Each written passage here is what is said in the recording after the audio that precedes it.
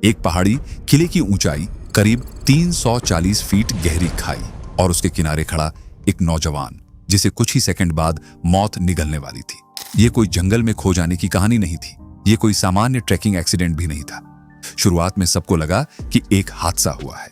एक लड़की अपने होने वाले पति के साथ लोहागढ़ किले पर गई। अचानक उसका बैलेंस बिगड़ा और लड़का नीचे गिर गया। लड़की चीखी, लोग दौड़े, पुलिस आई, सर्च ऑपरेशन शुरू हुआ और अगले दिन खाई से केतन अग्रवाल की लाश बरामद हुई। लेकिन असली कहानी उस खाई से भी ज्यादा गहरी निकली, क्योंकि पुलिस के सामने जो पहला सच आया वह हादसे की थ्योरी को कमजोर कर रहा था।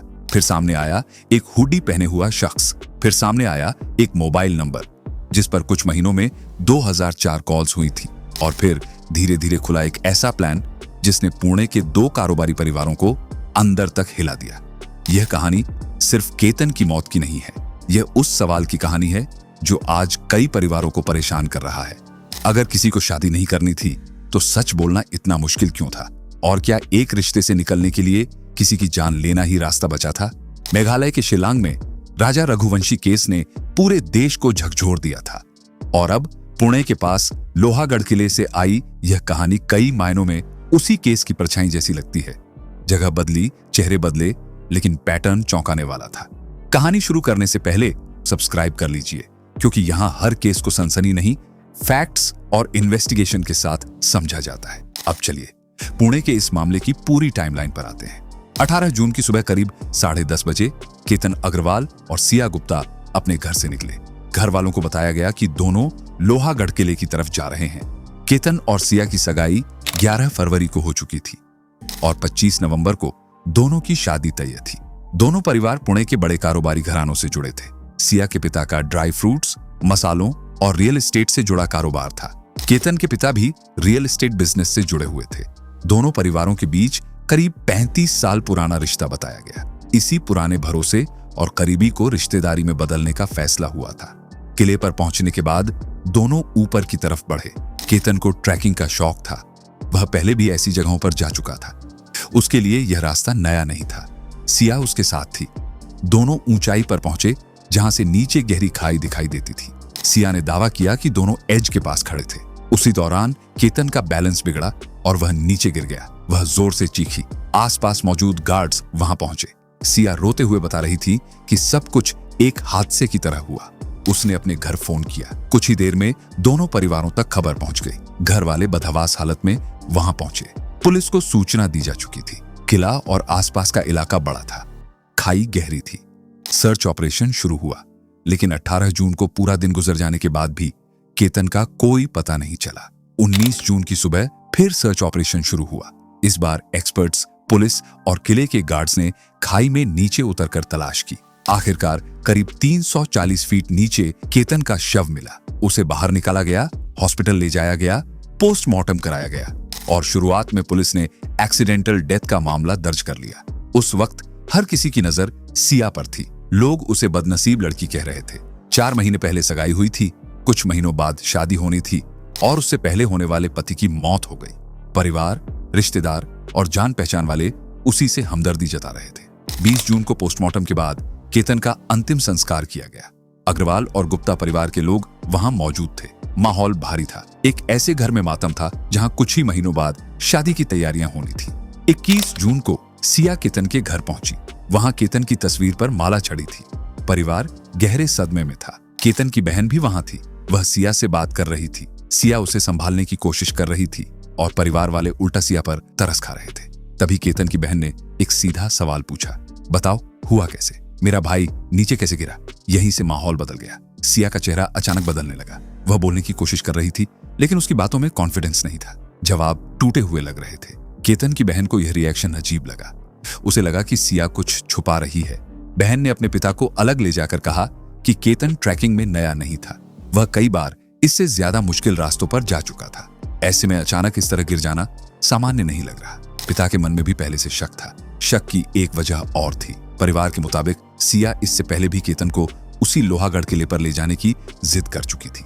एक बार घर वालों ने मना भी किया था। उस वक्त बात आई गई हो गई, लेकिन अब वही बात शक की वजह बनने लगी। इसके बाद केतन के पिता और बहन पुलिस के पास पहुंचे। उन्होंने कहा कि यह एक्सीडेंटल डेथ नहीं लगती। उन्हें शक है कि यह मर्डर हो सकता है। पुलिस से कहा गया कि किले के सीसीटीवी फुटेज जांचे जाएं, सिया के मोबाइल रिकॉर्ड्स देखे जाएं और उसके पर्सनल कनेक्शंस की भी जांच हो।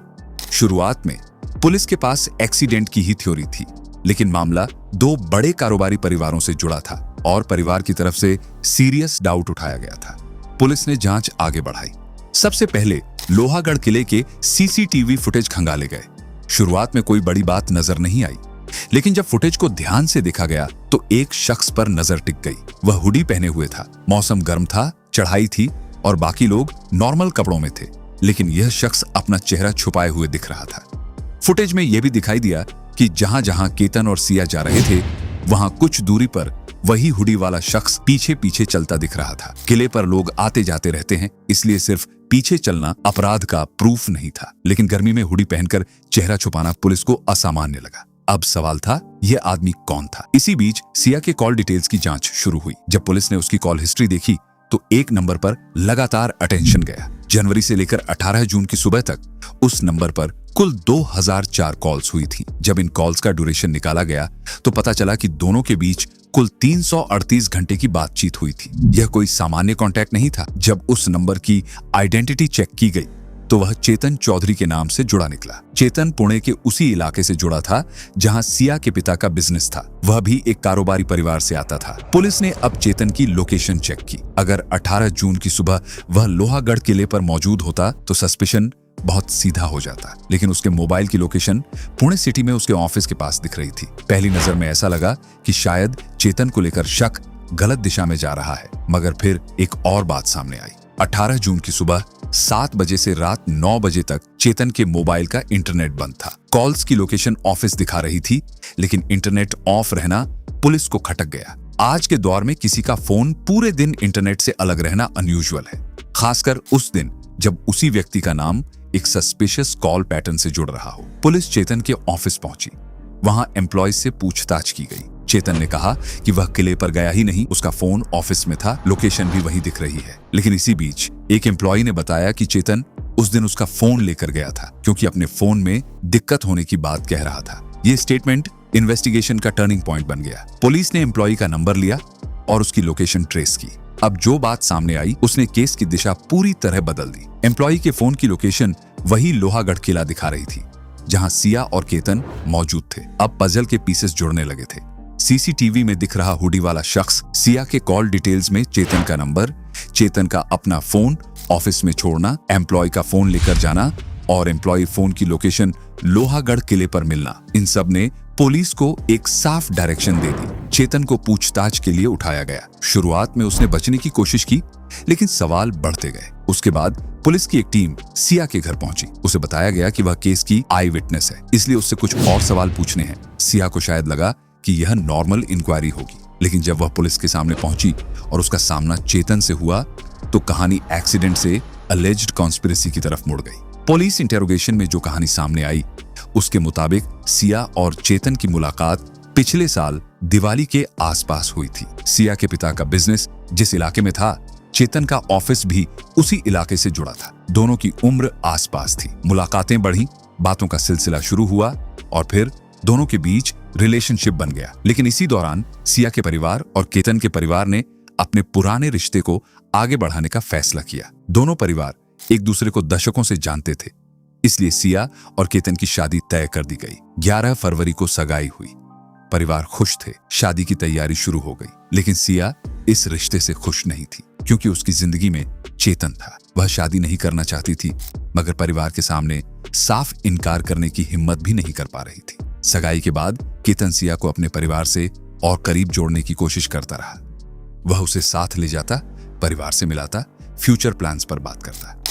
बाहर से सब सामान्य दिख रहा था, लेकिन अंदर सिया इस रिश्ते से पीछे हटती जा रही थी। इसी बीच शादी की डेट तय हो गई। 25 नवंबर को जयपुर के एक पैलेस में डेस्टिनेशन वेडिंग की तैयारी बताई गई। 24 और 25 नवंबर के लिए महंगा वेन्यू बुक किया गया। मेहमानों के आने जाने के लिए चार्टर्ड प्लेन्स की व्यवस्था तक की बात सामने आई। दोनों घरों में शादी का माहौल बन रहा था, लेकिन सिया के दिमाग में एक अलग रास्ता चल रहा था। 31 मई को केतन ने सिया से कहा कि उसे ट्रैकिंग पसंद है और वह उसे लोहागढ़ किला दिखाना चाहता है। सिया उसके साथ गई। दोनों ऊपर पहुंचे। वहां खाई, ऊंचाई और खुले एज को देखकर पहली बार सिया के मन में अलेज्ड प्लान का बीज आया। पुलिस के मुताबिक उसे लगा कि अगर केतन को यहां से गिरा दिया जाए तो दुनिया इसे एक्सीडेंट मानेगी और शादी अपने आप खत्म हो जाएगी। उस दिन कुछ नहीं हुआ। दोनों वापस आ गए, लेकिन उसके बाद सिया फिर उसी जगह जाने के लिए बेचैन होने लगी। 5 जून को उसने दोबारा किले पर चलने की बात रखी। केतन ने कहा कि वे अभी हाल ही में वहां गए थे। परिवार ने भी इतनी जल्दी फिर जाने से मना कर दिया। ये प्लान कैंसिल हो गया। 6 जून को केतन, केतन की बहन, केतन की एक फ्रेंड और सिया को बाली जाना था। टिकट्स बुक थी। ट्रैवल डॉक्यूमेंट्स, पासपोर्ट्स और करेंसी एक बैग में रखे गए थे। सिया इस ट्रिप पर नहीं जाना चाहती थी। रास्ते में उसने रेस्टोरेंट पर रुकने की बात कही। सब लोग नीचे उतरे। इसी दौरान पुलिस वर्जन के मुताबिक सिया ने डॉक्यूमेंट बैग से केतन का पासपोर्ट निकाल लिया। वह वॉशरूम गई, पासपोर्ट को डैमेज किया और फ्लश कर दिया। एयरपोर्ट पहुंचने पर बाकी तीनों के पासपोर्ट्स मिल गए, लेकिन केतन का पासपोर्ट मिसिंग था। काफी खोजबीन हुई, घर फोन किया गया, बैग्स चेक हुए, लेकिन पासपोर्ट नहीं मिला। ट्रिप कैंसिल हो गई। सब वापस लौट आए। सिया यही चाहती थी। फिर लोहागढ़ के ले जाने की बात कही। इस बार केतन तैयार हो गया। दोनों फिर उसी ऊंचाई पर पहुंचे। पुलिस के मुताबिक यह सिया की पहली कोशिश थी। उसने केतन को धक्का दिया, लेकिन वह पूरी तरह नीचे नहीं गिरा। पीछे पेड़ का हिस्सा आ गया और वह किसी तरह बच गया। जब केतन संभला तो सिया ने तुरंत कहा कि वहां सांप था। उसने दावा किया कि उसने केतन को सांप से बचाने के लिए पीछे धक्का दिया था। केतन ने उसकी बात पर भरोसा कर लिया। घर लौटकर उसने परिवार को यही बताया कि सिया की वजह से वह सांप से बच गया। उसे अंदाजा भी नहीं था कि वह मौत के कितने करीब से वापस आया था। 14 जून की कोशिश फेल होने के बाद प्रेशर और बढ़ गया। 19 जून को सिया का बर्थडे था। सगाई के बाद यह उसका पहला बर्थडे था। केतन और उसका परिवार महाबलेश्वर के एक रिजॉर्ट में सेलिब्रेशन की तैयारी कर रहे थे। रिश्तेदारों और दोस्तों को बुलाया गया था, लेकिन सिया नहीं चाहती थी कि यह बर्थडे केतन और उसके परिवार के साथ मनाया जाए। वह उससे पहले इस रिश्ते से निकलना चाहती थी। 18 जून की सुबह उसने केतन से फिर कहा कि लोहागढ़ किला चलते हैं। केतन ने पूछा, अभी तो कई बार जा चुके हैं। तब सिया ने कहा कि उसे वह जगह प्री वेडिंग शूट के लिए अच्छी लग रही है। वह लोकेशन एक बार अच्छे से देखना चाहती है। केतन को लगा कि अगले दिन उसका बर्थडे है, इसलिए उसकी यह छोटी सी विश पूरी कर देनी चाहिए। वह तैयार हो गया। पुलिस के मुताबिक इससे पहले सिया ने चेतन को बता दिया था कि यह आखिरी मौका है। उसके बाद महाबलेश्वर जाना है, फिर शादी की तैयारियां और तेज हो जाएंगी। प्लान यह था कि सिया केतन को लोकेशन पर लेकर जाएगी और चेतन वहां पहुंचकर साथ देगा। चेतन ने अपना फोन ऑफिस में छोड़ दिया ताकि लोकेशन ऑफिस की दिखे। उसने एक एम्प्लॉय का फोन अपने पास रखा। पुलिस के मुताबिक उसे इसी फोन के जरिए कांटेक्ट में रहना था। वह हुडी पहनकर किले पर पहुंचा ताकि चेहरा छुपा सके। 18 जून की सुबह दोनों किले की तरफ निकले। करीब 10:30 बजे के आसपास वे ऊंचाई पर पहुंचे। सिया ने सिग्नल दिया। हुडी पहने चेतन कुछ दूरी से उनके पास आया। केतन घाटी की तरफ देख रहा था। पुलिस वर्जन के मुताबिक इसी वक्त सिया और चेतन ने मिलकर केतन को धक्का दिया। इस बार उसके बचने की कोई गुंजाइश नहीं रही।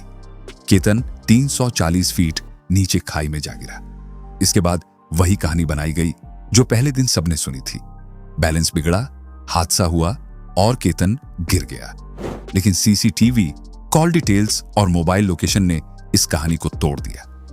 पुलिस ने सिया और चेतन को हिरासत में लिया। पूछताछ में जो बातें सामने आईं, उनसे केस की पूरी डायरेक्शन बदल गई। अब मामला एक्सीडेंटल डेथ का नहीं रह गया था, बल्कि एलर्ट प्लान्ड मर्डर की जांच बन चुका था। इस केस का सबसे पेनफुल हिस्सा सिर्फ यह नहीं था कि केतन मारा गया। सबसे पेनफुल बात यह थी कि जिस घर में शादी की तैयारी थी, वहां अचानक मौत की तस्वीर टंग गई। जहां शहनाई की प्लानिंग थी, वहां अंतिम संस्कार हो चुका था। केतन के पिता ने बाद में जो कहा, वह इस पूरी कहानी का सबसे भारी सवाल है। उनका कहना था कि अगर सिया एक बार सच बता देती, अगर वह कह देती कि उसे केतन से शादी नहीं करनी या वह किसी और से प्यार करती है, तो वे खुद यह रिश्ता खत्म कर देते। उनका सवाल था कि इतना बड़ा कदम उठाने की जरूरत क्यों पड़ी। एक पिता जिसने अपने 26 साल के बेटे को खो दिया, उसके लिए यह सिर्फ लीगल केस नहीं था, यह भरोसे का टूटना था। दो परिवारों के पुराने रिश्ते का बिखरना था और एक ऐसे बेटे की मौत थी जिसकी जिंदगी अभी शुरू ही हुई थी। यहां इस केस की तुलना शिलांग वाले राजा रघुवंशी केस से इसलिए की जा रही है क्योंकि दोनों मामलों में पैटर्न बहुत मिलता जुलता दिखता है। वहां भी शादी और रिलेशनशिप के बीच कॉन्फ्लिक्ट था, वहां भी पति को दूर ले जाने का आरोप लगा, वहां भी पहाड़ी इलाके और खाई का एलिमेंट था, और यहां भी सगाई, दूसरा रिलेशनशिप, प्लान्ड विजिट और गिरने की कहानी सामने आई। फर्क सिर्फ इतना था कि उस केस में शादी हो चुकी थी और यहां शादी होने वाली थी। सोनम केस में एलिगेशन था कि पति को धार्मिक यात्रा और घूमने के बहाने ले जाया गया। इस केस में पुलिस के मुताबिक प्री वेडिंग शूट की लोकेशन देखने का बहाना बनाया गया। वहां अलेज्ड हायर्ड अटैकर्स की भूमिका सामने आई थी।